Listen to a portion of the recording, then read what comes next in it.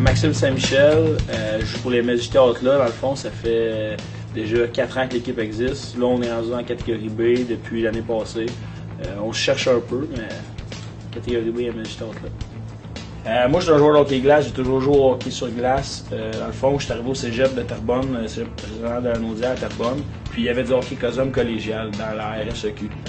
Moi puis un autre le joueur de mon équipe en ce moment, Olivier Grenier, dans le fond, on est allé jouer collégial. Ça, on a joué une session, 2 sessions, on a fait ça. Puis en sortant du cégep, en fait, on a découvert le deck hockey. On a vu une annonce passer sur Facebook. Puis si je me souviens, c'était une annonce du tournoi d'un tournoi à Granby. Fait qu'on a décidé d'essayer, pas de chandail, on est arrivé là un peu bric-à-brac. Les résultats sont venus avec comment on était organisé, puis par la suite, après ça, on a commencé à créer nos équipes puis au d'accord.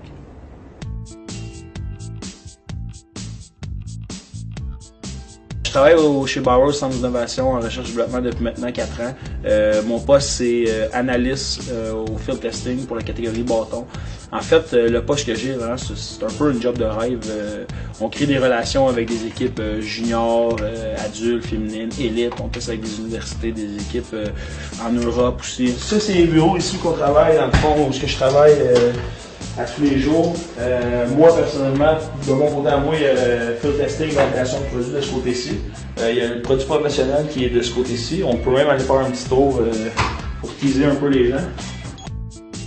Dans le fond, ça, c'est le département où on reçoit les pros. Ça, c'est pas pour ma partie à moi, mais il y a une équipe ici qui travaille toujours en constante coopération avec les pros.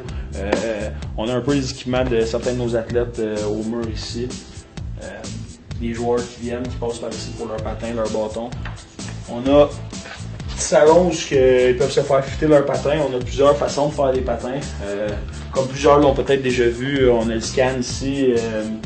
Les gars peuvent venir, tu mets ton pied, ça te fait un scan en 3 dimensions.